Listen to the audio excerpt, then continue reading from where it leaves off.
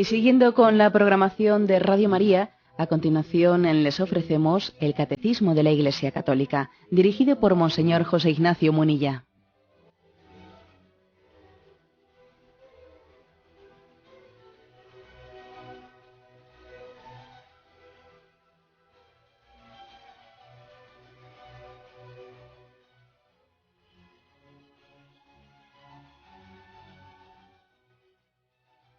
Un cordial saludo a todos los oyentes de Radio María. Un día más, con la gracia del Señor, proseguimos el comentario del Catecismo de nuestra Madre, la Iglesia. Entramos en un apartado que tiene como título Inspiración y verdad de la Sagrada Escritura. Habíamos explicado el día anterior, Cristo, palabra única de la Sagrada Escritura. Como digo, el título de la catequesis actual, Inspiración y verdad de la Sagrada Escritura, a partir del punto 105. Dice así: Dios es el autor de la Sagrada Escritura. Las verdades reveladas por Dios, que se contienen y manifiestan en la Sagrada Escritura, se consignaron por inspiración del Espíritu Santo. La Santa Madre Iglesia, fiel a la base de los apóstoles, reconoce que todos los libros del Antiguo y del Nuevo Testamento, con todas sus partes, son sagrados y canónicos, en cuanto que, escritos por inspiración del Espíritu Santo, tienen a Dios como autor y como tales han sido confiados a la Iglesia. La primera afirmación, pues, es una afirmación solemne. Creemos en la Sagrada Escritura, en el sentido de que reconocemos a Dios como autor de la Sagrada Escritura. Decir que Dios es autor de la Sagrada Escritura es una afirmación que la solemos expresar litúrgicamente cada vez que asistimos a la Santa Misa, en la que se proclaman las lecturas. Bien sabéis que al terminar la primera lectura del Antiguo Testamento, quien la proclama dice: Palabra de Dios, te alabamos, Señor. Le alabamos a Dios por habernos hablado, y sabemos que esa es palabra de Dios, que no es palabra de los hombres. Lo mismo en la segunda lectura, que suele ser generalmente de alguna de las cartas de Pablo, de las cartas apostólicas. También se dice palabra de Dios, y en el Evangelio se dice palabra del Señor. Respondemos: gloria a ti, Señor Jesús. Damos gloria a Dios por la revelación, porque eso que hemos escuchado no es palabra del hombre, ¿sí? No es palabra de hombre, sino que es palabra de Dios. También recordamos algún pasaje de las cartas de Pablo en las que dice: damos gracias a Dios porque cuando os predicamos la palabra, la cogisteis no como palabra de los hombres, sino como palabra de Dios. Que saber distinguir. Creo que la inspiración del Espíritu no únicamente ha servido para que esa palabra de Dios, que esa palabra sea la de Dios, que haya sido inspirada, sino también a nosotros, la inspiración del Espíritu Santo, en la tradición de la Iglesia, en el seno de la Iglesia, también nos ha ayudado para reconocerla. O sea, el Espíritu Santo ha inspirado para que sea escrita, y el Espíritu Santo inspira a la Iglesia para reconocerla como palabra de Dios. Bueno, esto es algo que, como veis, no se trata de una inspiración ligada únicamente a un papel, que en ese papel lo que está escrito, no, esa inspiración está ligada al seno de la Iglesia, en la cual ha sido escrita la palabra de Dios, en la cual ha sido reconocida como palabra de Dios. Cuando decimos que Dios es el autor de la Sagrada Escritura, no lo entendemos al modo, podríamos decir, al modo como el Islam, por ejemplo, ¿no? Suele entender a Alá como inspirador del Corán, en el sentido que, por ejemplo, la explicación que da el Islam de cómo el Corán es palabra de Dios, habla de que el arcángel Gabriel dicta a Mahoma lo que tiene que escribir en el papel, sin entrar en hacer ningún juicio de tal cosa, Fijaros que se entiende que Dios sea autor en un sentido, pues en el Islam, en un sentido literalista. El ángel Gabriel le dicta a Mahoma que en una cueva copia. Bien, no es eso, no es ese el sentido en el que nosotros decimos que Dios ha inspirado la palabra de Dios o Dios es el autor de la palabra de Dios. Nosotros no creemos, no estamos diciendo que los evangelistas hayan escrito al dictado del Espíritu Santo, al dictado de un ángel. San Mateo o San Marcos no han tenido un ángel al lado suyo que les diga, a ver, escribe, coge el bolígrafo y empieza a dictarles. No, eso no, que has copiado mal. No es en ese sentido literalista. Decimos que Dios es autor en el sentido de que es capaz de intervenir en las causas segundas sin anularlas, sino siendo capaz de sostenerlas y respetando su libertad. Al mismo tiempo Dios se está expresando en ellas. Esto es algo impresionante, pero así lo cree la Iglesia. Por ejemplo, cuando decimos que no es que esté yo parangonando esto con la inspiración de la palabra de Dios. No pretendo decir que el ejemplo que voy a poner ahora sea totalmente al 100% identificable con cómo Dios inspira la palabra de Dios. Pero bueno, creo que ayuda a entenderlo. Cuando hacemos una obra buena, decimos que es por la gracia de Dios que la hemos hecho. Pero al mismo tiempo nosotros hemos actuado con nuestra libertad. O sea, el hecho de que Dios, por la gracia de Dios, hayamos hecho una cosa buena, no quiere decir que nosotros no hayamos participado en esa cosa buena que hemos hecho. Nosotros hemos sido, en cierto sentido, los autores directos. Pero claro, la gracia de Dios nos ha sostenido, nos ha inspirado, nos ha conducido, ha finalizado la obra. O sea, luego ha tenido lugar como una colaboración entre Dios y el hombre. Esa obra buena, ¿de quién es? ¿De Dios o de nosotros? De los dos. Sin la gracia de Dios no la hubiésemos hecho. Y al mismo tiempo podemos decir que yo la he hecho. O sea, porque es que Dios me ha dado una libertad, una voluntad. He podido colaborar con la gracia de Dios que ha movido mi libertad.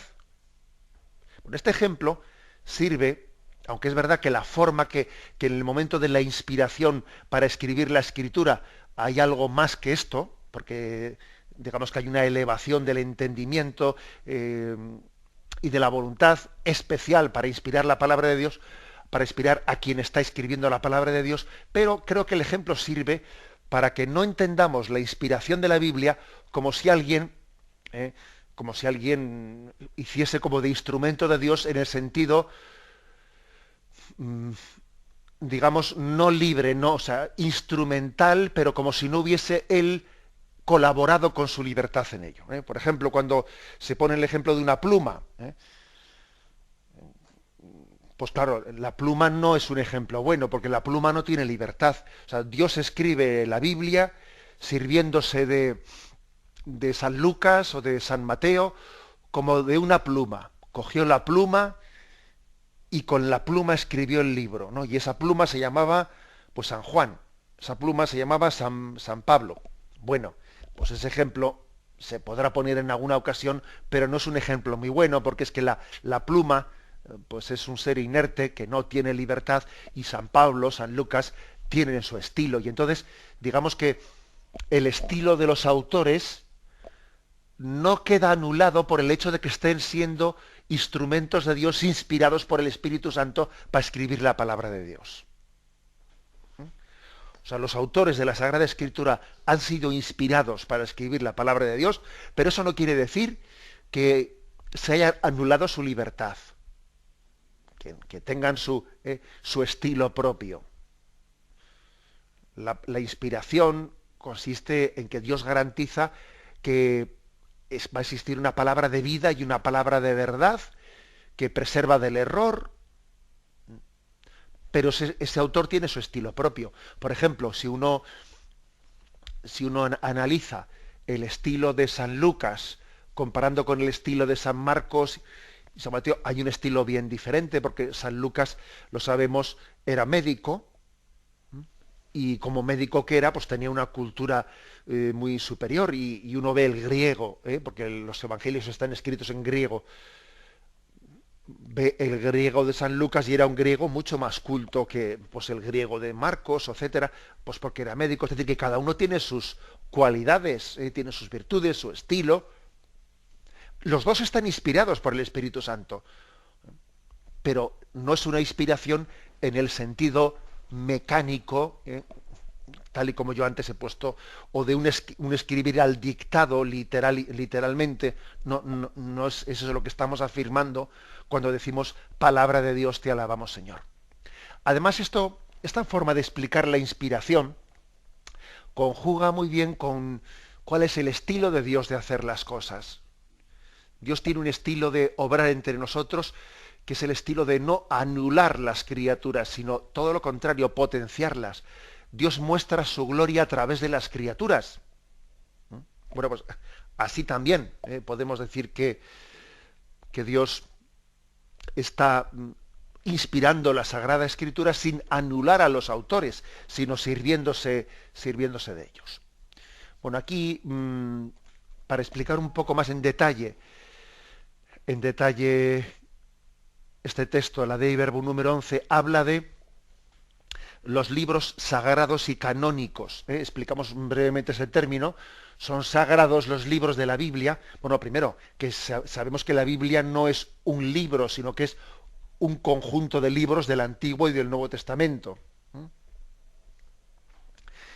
El canon bíblico son 73 libros, si no me equivoco, reconocidos como palabra de Dios por parte de la Iglesia, y se habla del canon. El canon, por cierto, la palabra canon es una palabra cuya etimología viene a decir regla o medida.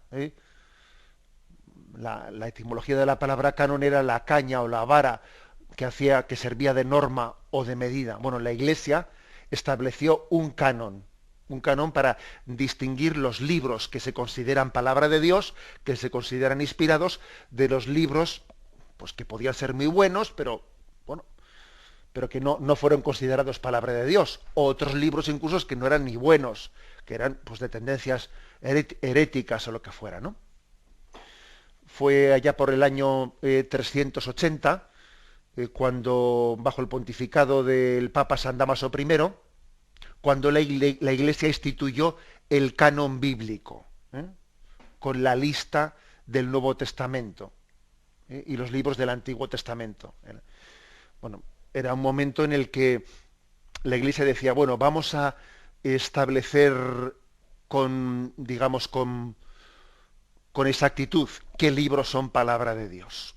Y se hace eso pues a finales del siglo IV. Y luego ya el Concilio de Trento, el Concilio de Trento, pues para dejar las cosas claras frente a Lutero, pues fijó el canon de la Iglesia declarándolo dogma, o sea, utilizando toda la autoridad dogmática de la Iglesia para afirmar tal cosa.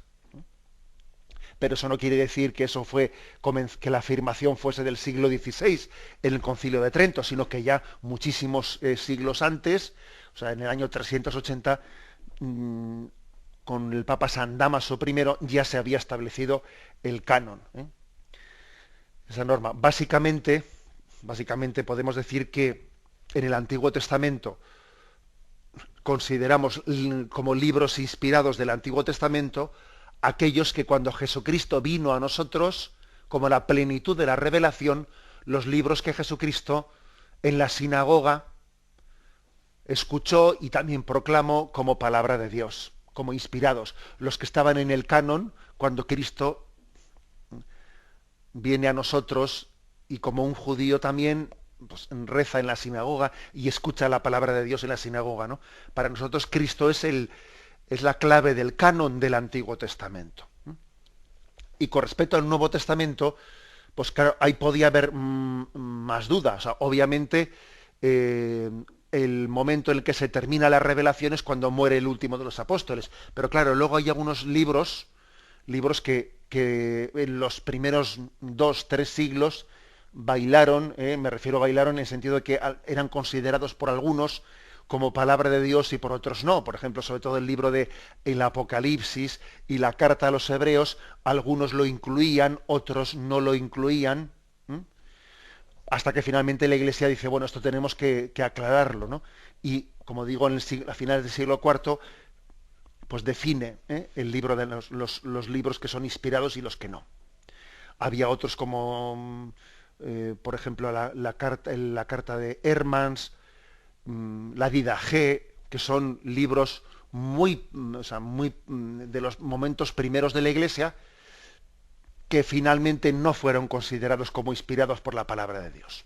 Bueno, esto es lo que se llama canon. La Iglesia, lógicamente, al principio no es necesario, pero claro, después hay que distinguir qué consideramos palabra de Dios y qué no consideramos palabra de Dios. Entonces, fijaros que eso es la propia Iglesia la que tiene que hacer ese discernimiento. Por eso no existe palabra de Dios sin tradición.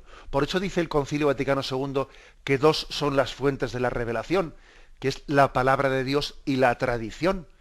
Sin la tradición no sabemos qué libros son palabra de Dios y qué libros no son palabra de Dios. Claro. O sea, por eso no existe un libro fuera de la tradición de la Iglesia. Es que no existe, ¿no? Eso cuando Dios inspiró, mejor dicho, ¿no? Cuando Dios inspira a un autor para escribir un libro, pues ahí no pone, igual que dice, no, Made in China, perdón por la broma, ¿no? Made in China, pues palabra de Dios. No, eso no lo dice así. Es la Iglesia, es la tradición de la Iglesia la que reconoce en ese libro la inspiración del Espíritu Santo. Bien, tenemos un momento de reflexión y continuaremos enseguida.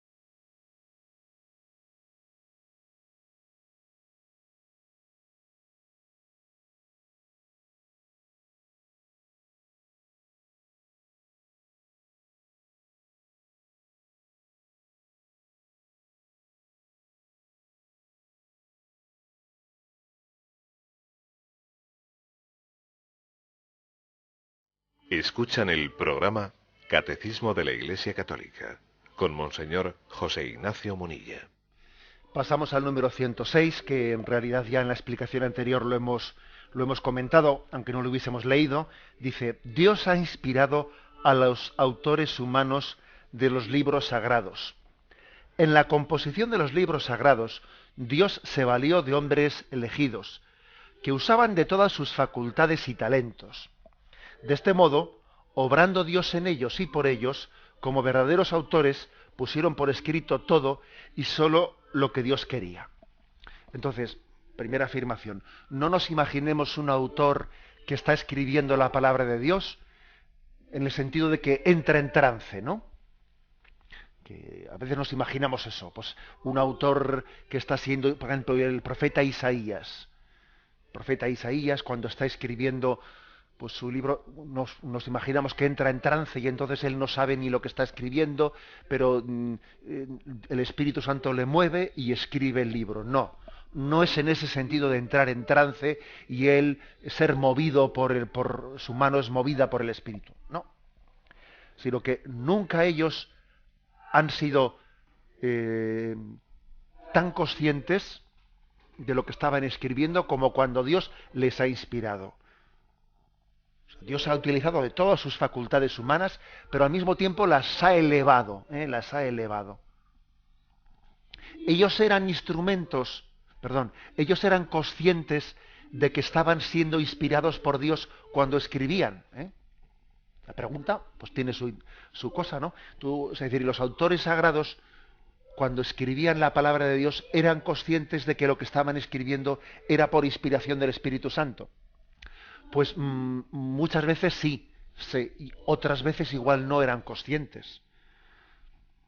En ocasiones se ve con claridad que sí que lo eran, porque, por ejemplo, dicen oráculo de Yahvé, o sea, palabra de Dios, ellos mismos lo están diciendo.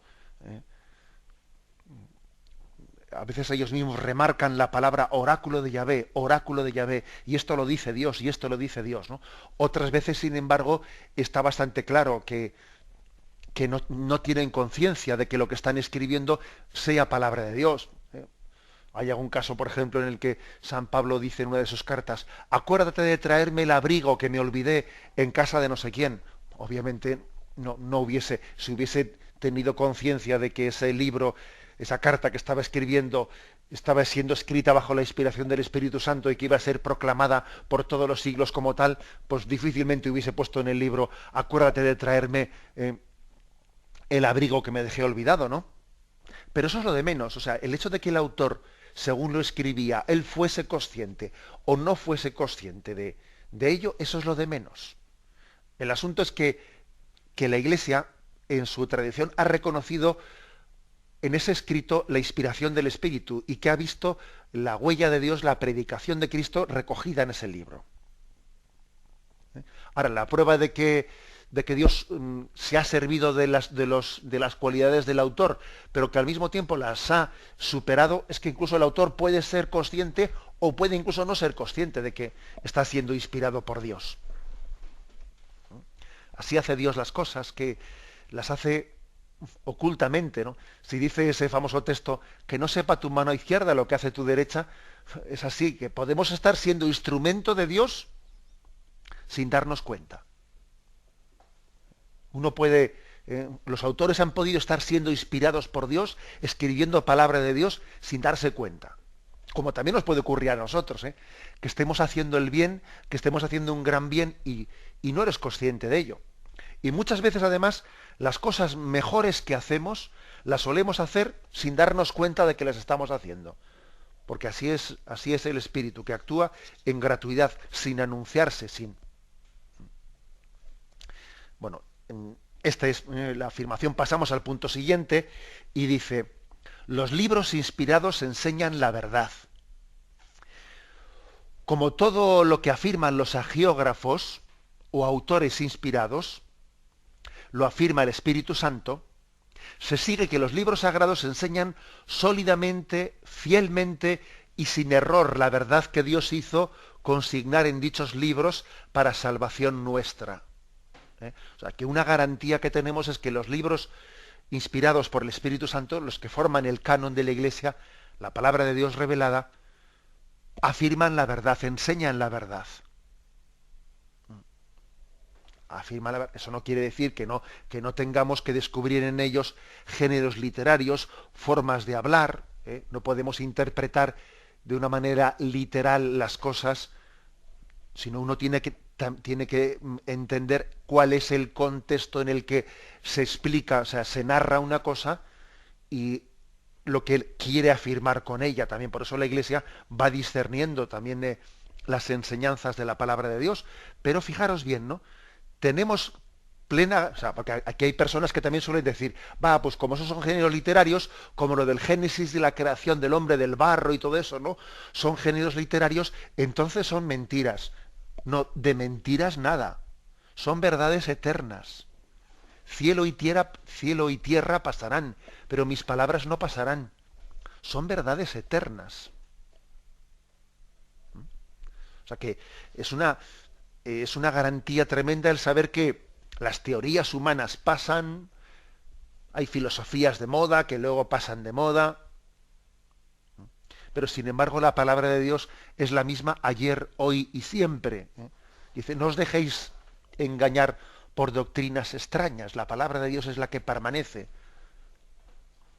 la que es eterna y es capaz de hablar a un hombre del siglo I y es capaz de hablarte hoy a ti y aquí y ahora, ¿no? O sea, es decir, esa es la fuerza y la potencialidad de la palabra de Dios.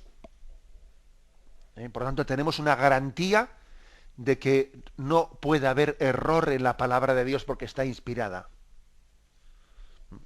No puede haber error.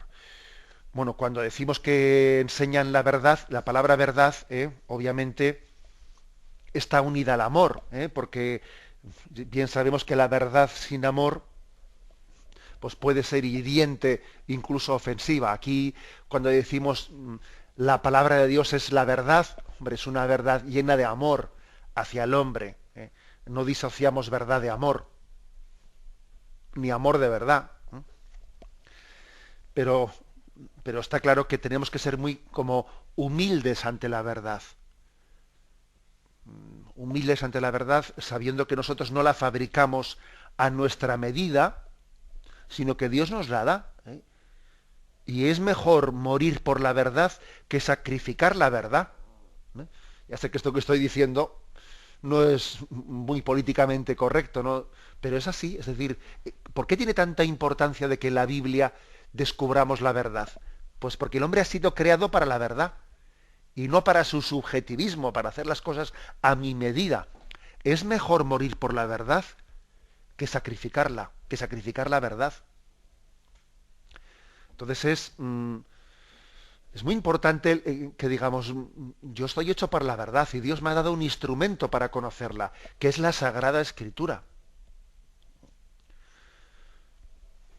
Es verdad que hay un misterio en Dios que no podemos alcanzar, eso es verdad. O sea, que Dios, no pensemos que como la palabra de Dios en ella Dios se revela, no pensemos que pues si yo tengo la Biblia, Dios ya deja de ser un misterio para mí, porque yo en la Biblia me lo sé todo, ¿no? Hombre, no es en ese sentido, ¿no? Un misterio no es una verdad de la que no podamos saber nada, sino que es una verdad de la que no podemos saber todo. El misterio de Dios, de él no lo podemos saber todo, pero se nos revela muchas cosas en la Sagrada Escritura. Y por el hecho de que no podemos por el hecho de que no podamos saberlo todo de Dios, por el hecho de que siga siendo un misterio, eso no quiere decir que no podamos saber nada, que es que Dios nos ha dicho muchas cosas, que son importantes, que no son curiosidades, que son importantes para nuestra salvación. O sea, que tenemos que tener amor a la verdad y deseo de descubrirla. Yo no digo curiosidades, no. Que es que estamos creados para la verdad. Y nuestra vida eterna será conocer la verdad en la visión beatífica, que es el cielo. Pues lógicamente aquí, un signo de que vamos camino de la salvación, camino hacia la visión beatífica, la vida eterna, es que tengamos deseo de conocer las Escrituras, de comenzar el conocimiento de Dios, ¿no? Bueno, esto, como veis, pues es un aspecto importante, el amor a la verdad. Si no se tiene amor a la verdad, difícilmente se va a tener amor a las Escrituras. Y además, hay veces que se nos dicen cosas que no son agradables. O sea, que la verdad tenemos que aceptarla por verdadera, no por agradable. O sea, a veces la verdad también nos tira de la oreja y nos hace nuestras reprimendas, ¿no? Pero amigo, es el que te dice la verdad y enemigo es el que te adula. O sea, que el hecho de que Dios nos diga la verdad, pues tenemos que estar infinitamente agradecidos porque por amor nos revela la verdad. Los enemigos te adulan y quien te ama te dice la verdad. Por eso decimos, es palabra de verdad, es palabra de Dios. Y tenemos que, por lo tanto, amar la verdad para amar la palabra de Dios. Decía Santo Tomás de Aquino que toda la verdad, diga quien la diga, viene del Espíritu Santo. O sea, igual que hay la verdad que está en la Sagrada Escritura, también está la verdad que está en la naturaleza. Por cierto, Benedicto XVI, en un discurso que pronunciaba a la Pontificia Academia para las Ciencias, decía él que Galileo vio la naturaleza como un libro cuyo autor es Dios, en una forma similar a como Dios también es autor de las Sagradas Escrituras. O sea que quiere decir que toda la verdad, diga quien la diga, viene del Espíritu Santo. También la verdad de la naturaleza viene del Espíritu Santo. Pero existe una forma suprema de la revelación de la verdad, que es la de la Sagrada Escritura. Por eso yo concluiría la importancia de amar la verdad para estar abierto a la Sagrada Escritura y para buscarla y para buscar en ella eso que Dios quiere comunicarnos. Tenemos un momento de reflexión y continuamos enseguida.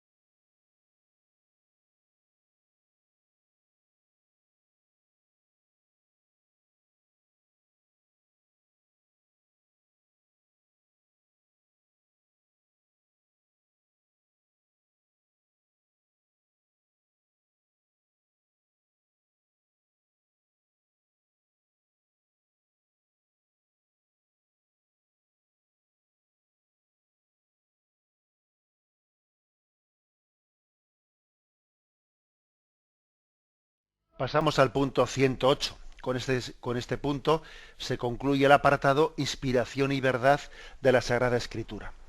Dice así: sin embargo, la fe cristiana no es una religión del libro. El cristianismo es la religión de la palabra de Dios, no de un verbo escrito y mudo, sino del verbo encarnado y vivo. Para que las Escrituras no queden en letra muerta, es preciso que Cristo, palabra eterna del Dios vivo, por el Espíritu Santo, nos abra el espíritu a la inteligencia de las mismas. Esta afirmación, la afirmación de que la fe cristiana, el cristianismo, no es la religión del libro,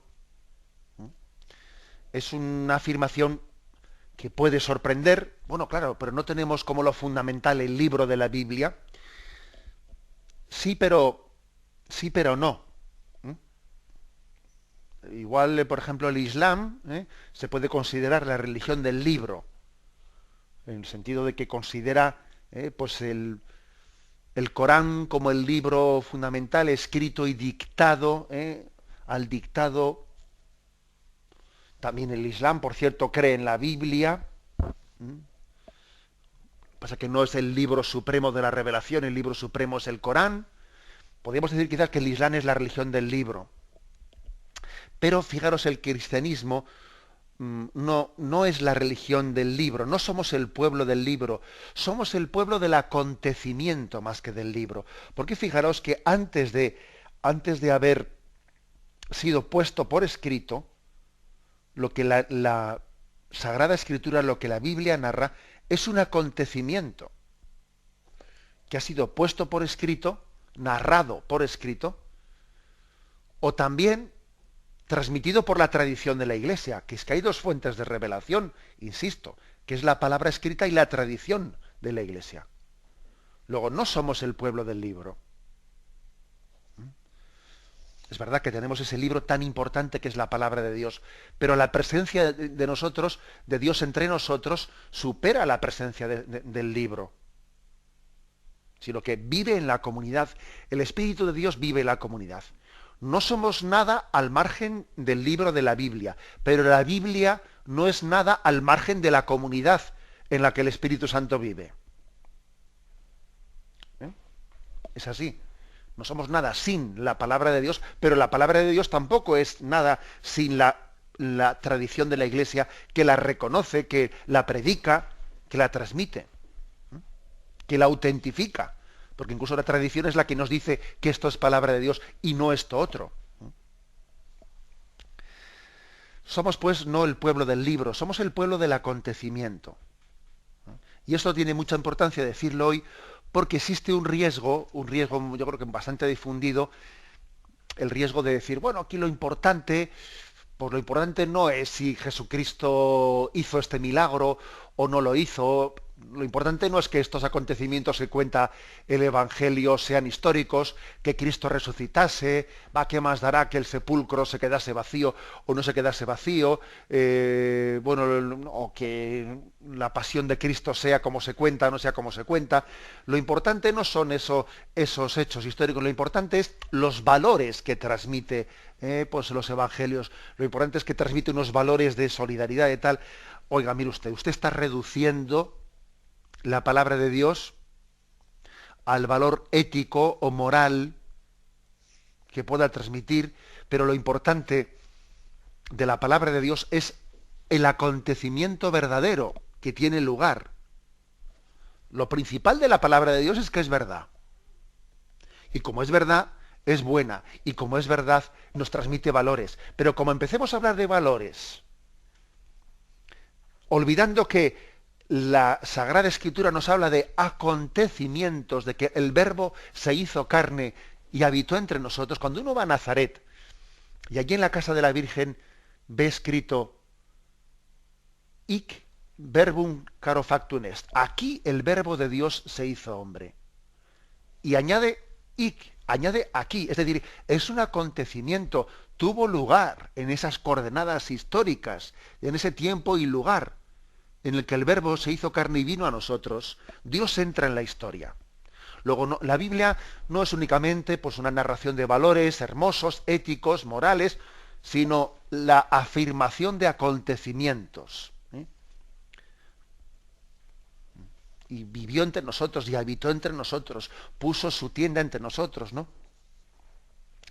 Bueno, frente a la tendencia, ¿no?, de difuminar lo histórico, muy, muy propia de la nueva era, y a veces también, ¿no?, de explicaciones secularizadas del cristianismo, afirmemos, ¿no?, que somos el pueblo del acontecimiento.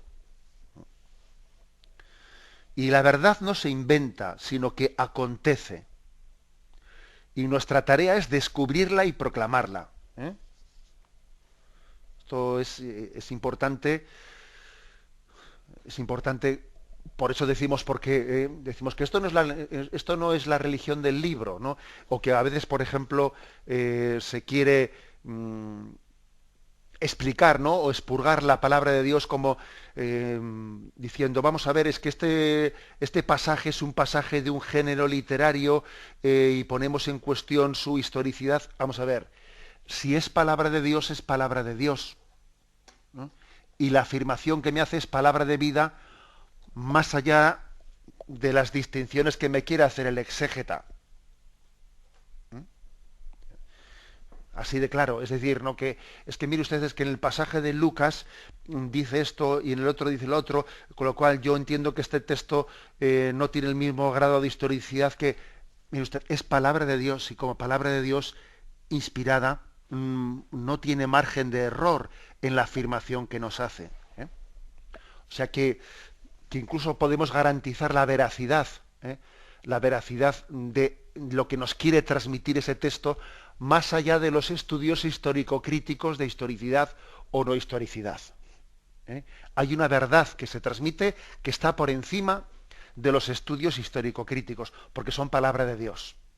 Porque esa palabra, ¿no?, recogida en ese texto es palabra de Dios, inspirada por el Espíritu Santo. O sea, no es el estudio histórico-crítico el que le da garantía de veracidad, no.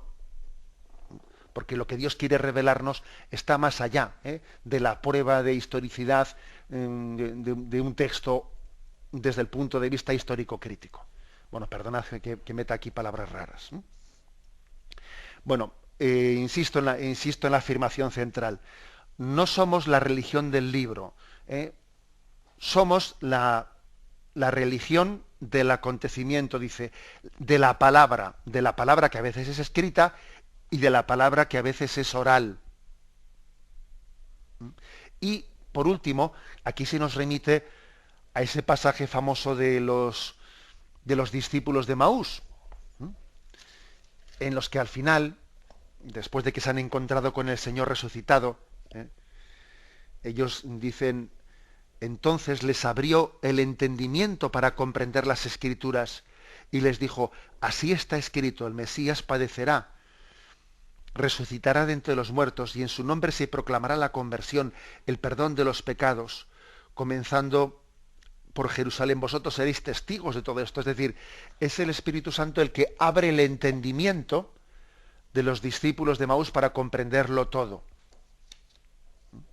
Luego, el Espíritu Santo no solo actúa para poner por escrito una cosa, sino que el Espíritu Santo también actúa para poderlo comprender.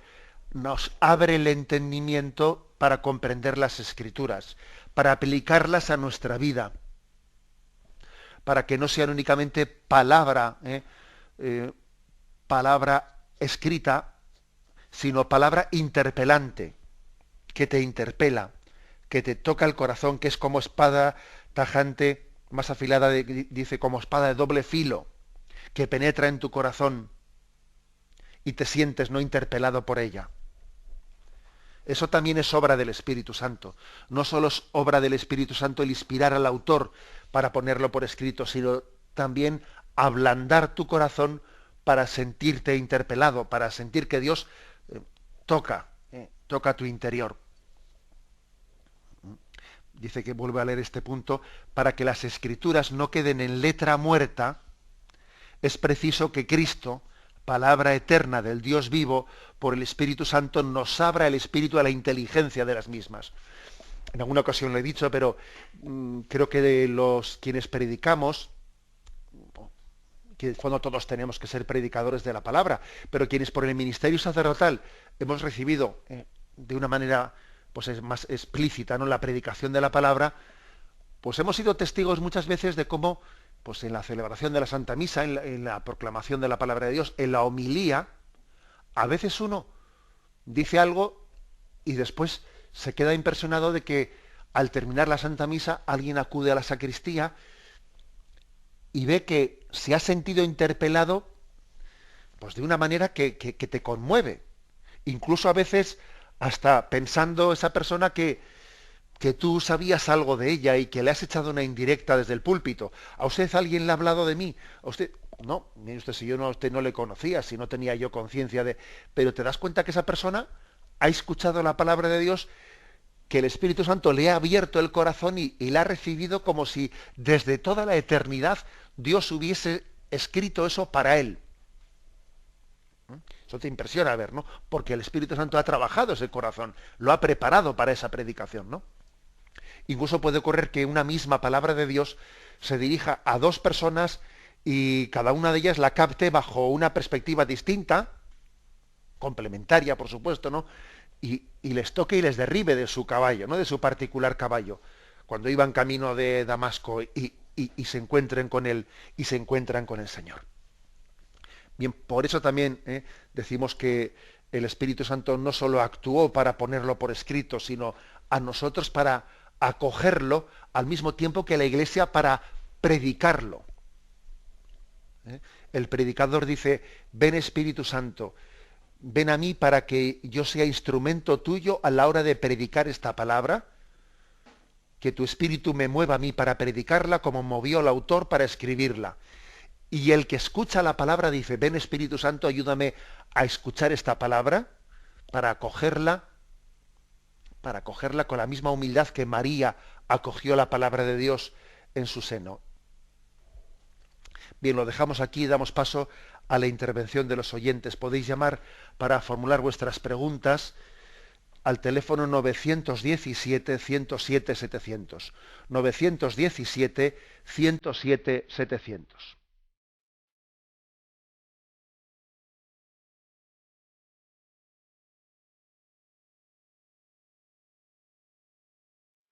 Radio María le ofrece la oportunidad de recibir en su casa sus programas favoritos.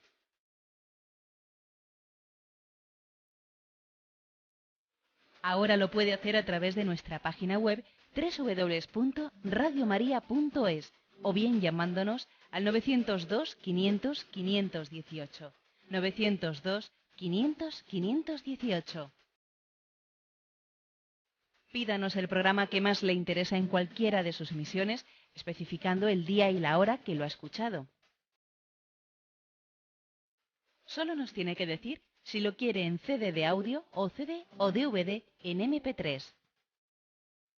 Haga su solicitud en el 902 500 518 y en www.radiomaria.es. Radio María, más cerca de usted.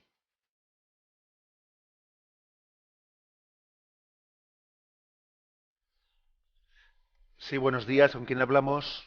Hola, muy buenos días, monseñor. Mire, soy María Yolanda. Adelante. Y quisiera hacerle una pregunta porque para mí su opinión la considero muy importante. Este fin de semana, en el compendio del Catecismo, se habló sobre el tema del matrimonio. Entonces, yo le quisiera englobar una pregunta, le quisiera contar una vivencia particular, pero que contiene dos preguntas. Bien. Mire usted, yo me casé muy joven y bueno, me casé por la iglesia. A los 3 años fui abandonada por otra, mi esposo me abandonó por otra mujer y ha habido un abandono moral de nuestra hija que nació fruto de ese matrimonio. Bien, yo estuve 10 años sola, separada y yo conocí a una persona, me volví a casar por el juzgado, lógicamente. Y esta persona, que hoy ya llevo 9 años casada con él, ha hecho de padre moral con mi hija la mayor, ¿correcto? A todos los niveles, porque el padre biológico se ha desentendido de su hija. Bien, entonces yo me metí en el camino neocatecumenal, entonces a mí me dijeron que yo estaba en cubiniscencia ante la iglesia.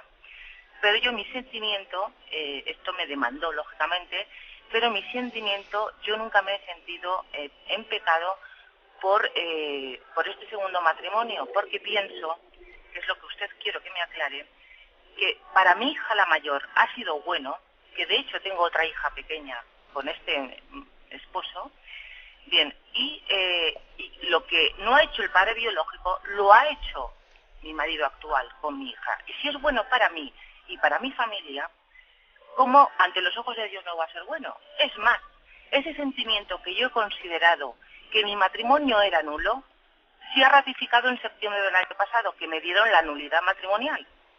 Pero claro, yo quisiera saber, primera, mi hija, la mayor, ¿ante qué situación se encuentra que nació fuera del matrimonio, porque me han anulado este matrimonio? Y segunda, ante la iglesia yo he estado en pecado, aunque yo me asesoré con sacerdotes y me dijeron que comulgara tranquilamente porque lo que importaba como yo me sentía ante la iglesia, ante este matrimonio. Y efectivamente ese sentimiento me lo ha corroborado la iglesia, que mi matrimonio era nulo. Entonces quisiera usted que me explicara un poco ante los ojos de Dios y ante la ley de la iglesia si ese matrimonio para mí era igual de nulo, aunque haya pedido la nulidad hace casi 3 años, porque dura un proceso y porque es un dinero importante. Entonces, usted va a aclarar un poquito esto. Gracias. De acuerdo. Mire, bueno, ha sido usted muy clara exponiendo el asunto. Vamos a ver, yo le diría, creo que usted debía, bueno, creo que es algo más que una creencia personal de José Ignacio, no me atrevería yo de hablar así a título únicamente de opinión personal, ¿no? Sino quiero también hablarlo, pues hombre, con la autoridad de la Iglesia y viendo cuál es la doctrina de la Iglesia y su predicación. Pienso que debía, en ese tiempo en el que usted ha esperado hasta llegar esa nulidad, ese tiempo, esos procesos de nulidad que a veces se alargan más de lo que uno quisiera. Pienso que usted debía de haber esperado ese tiempo, consciente de la contradicción en la que usted estaba, porque hay evidentemente una contradicción con la palabra de Dios que nos dice que el que abandona a su esposo o a su esposa y se casa con otra, claro, usted me dirá, pero yo no le soy el que le ha abandonado, he sido abandonado por, sí, pero el hecho de que yo haya padecido un pecado, o sea, el hecho de que yo, ahora es verdad que en este caso parece que subjetivamente hablando uno es víctima más que agresor de la ruptura matrimonial, es verdad, pero al mismo tiempo el hecho de que yo la haya padecido no me da derecho a pagar con la misma moneda que haya hecho mi ex marido, ¿no? O sea, pienso que usted tenía que haber sido consciente de la contradicción en la que ha vivido y debía de haber seguido a Jesucristo escuchando su palabra, etcétera, sin haberse acercado a recibir la comunión, porque ese no acercarse a recibir la comunión es una conciencia de que existe una contradicción que está pendiente de ser resuelta. Claro, usted me dice, bien, pero ahora cuando la Iglesia me ha dado la nulidad matrimonial, no sé, yo me he sentido corroborado, he visto que la Iglesia ha corroborado lo que yo sentía. Bien, pero mire, nosotros no tenemos que poner por delante nuestra subjetividad, lo que yo sentía, porque también podía haber ocurrido lo contrario, podía haber ocurrido que igual no me hubiesen dado esa nulidad. Es decir, nosotros tenemos que no anteponer nuestro sentimiento, sino tenemos que anteponer nuestra confianza en el juicio de la Iglesia. Porque también podría haber ocurrido que el juicio de la Iglesia no hubiese corroborado mi sentimiento. Bueno, es verdad que ahora ya ha llegado esa nulidad y usted tendrá, si no la ha hecho ya, la posibilidad de, igual ya se habrá casado por la Iglesia, etcétera, etcétera. Bien, y por lo tanto esta cuestión, alguno podría parecer que ya es asunto pasado, pero no, yo sí que le aconsejo a usted que haga una lectura humilde de todo lo ocurrido. Porque es que no es, aunque diga usted que a un sacerdote se lo aconsejó, pues con todos mis respetos, ese consejo que usted recibió no era conforme, ¿no?, al entender y al sentir de la Iglesia. O sea, no tenemos que poner por delante mi sentimiento, mi intuición, y luego a ver si la Iglesia me la corrobora. No, sino que yo humildemente reconozco que hay una contradicción, sigo siguiendo al Señor, el no comulgar es un signo de humildad, y confío y espero en el juicio de la Iglesia, como finalmente ha llegado y usted pues también ha recibido en ese momento. Yo mi consejo es que también haga usted una lectura de humildad, no anteponer la subjetividad, no anteponer mi sentimiento, porque muchas veces vemos que nuestro sentimiento es, seguro que su marido primero, que ya no lo es porque quedó anulado el matrimonio, lo mismo también hace una explicación de subjetividad en la que él se siente confirmado. Bien, con respecto a la situación de su hija que usted ha preguntado, bueno, pues la situación de su hija no tiene ningún problema. El hecho de que de que aquel matrimonio no existiese porque fue nulo, pues mire usted, la Iglesia, su hija por parte de la Iglesia ha recibido todas las bendiciones sacramentales y el hecho de que fuese concebida sin que hubiese un matrimonio verdadero, pues no quita. Lo mismo que también su segunda hija, que ha sido concebida en un matrimonio que no era canónico, que no estaba bendecido por Dios. O sea, los hijos no tienen la culpa de lo que los padres hacemos. Bueno, le damos gracias a Dios porque usted haya llegado también al final de un proceso duro en su vida y que al final de él haya buscado la luz. Y pedimos que sea usted pues muy humilde y agradecida a Dios. Damos paso a un siguiente oyente. Buenos días. Sí, buenos días, don José Ignacio. Sí, le Miguel escuchamos. de San Sebastián. Adelante, Miguel. Avanzando precisamente en el matrimonio y enlazando con la interpretación de la palabra de Dios que se hablaba hoy, en el capítulo de hace 2 domingos, en el punto 1620, que se decía como las dos realidades del sacramento del matrimonio y la de la virginidad por el reino de Dios, viniendo las dos del Señor mismo, son inseparables y se iluminan y apoyan mutuamente la Iglesia siempre, de hecho, ha considerado que al matrimonio como una vocación santa y pura y querida por Dios. Por ello, para los que nos hemos escogido la vocación matrimonial, se nos hace a veces a duras penas comprensible el Evangelio de Lucas, en capítulo 14, que también se editó en ese programa, que en el versículo 26 algunos exégetas aseguran que la traducción correcta de este versículo sería: quien no odie a su padre, a su madre, a su mujer y a sus hijos, a sus hermanos y hermanas, no puede ser discípulo mío. Es decir, no se hablaría de posponer o renunciar, abandonar o dejar, se diría de odiar, se hablaría de odiar. Hombre, está claro que para un cristiano en un conflicto de intereses debe primar el interés absoluto de la voluntad de Dios, pero no tiene sentido odiar cuando el amor a la familia, el prójimo más próximo, viene a ser la misma expresión del amor de Dios. Entonces, pues claro, me produce confusión esa traducción, no sé qué piensa de ella, y en todo caso se habría tenido que dar en algún contexto especial para llegar a ese radical pronunciamiento. ¿Qué me puede decir? Vamos a ver, la palabra de Dios tiene también sus géneros de expresión. Y es obvio que cuando dice: el que no odia a su padre, a su mujer, a sus hijos, por mí no es digno de mí, obviamente esa palabra no puede ser contradictoria con la palabra de Jesús que dice que tenemos que amar, y que el que odia a su hermano, lo dice explícitamente, no puede entrar en el reino de los cielos. Luego, es obvio que si en un texto dice: el que odie no puede entrar en el reino de los cielos, y aquí dice: el que no odie, o sea, utiliza la palabra odio en sentido positivo, obviamente hay que conjugar los dos. Es verdad que literalmente utiliza la palabra odio, pero es obvio que utiliza la palabra odio queriendo significar en ella precisamente el estar dispuesto a renunciar, estar dispuesto a anteponer a Dios encima de todo. También cuando dice la palabra de Dios: y si tu ojo te hace caer, sácatelo, que más vale ir al río de los cielos tuerto, y si tu mano te hace caer, córtatela.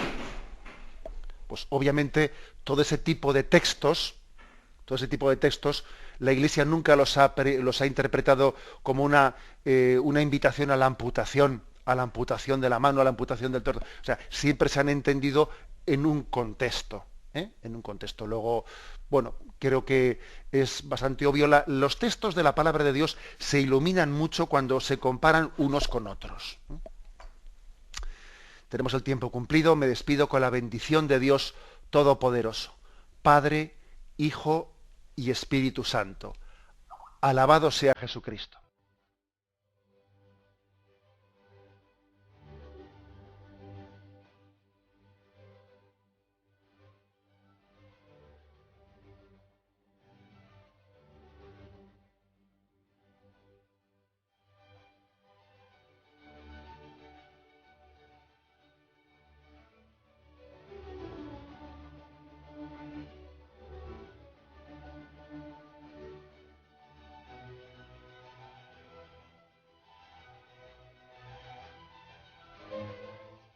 Han podido escuchar en Radio María el Catecismo de la Iglesia Católica, dirigido por Monseñor José Ignacio Munilla.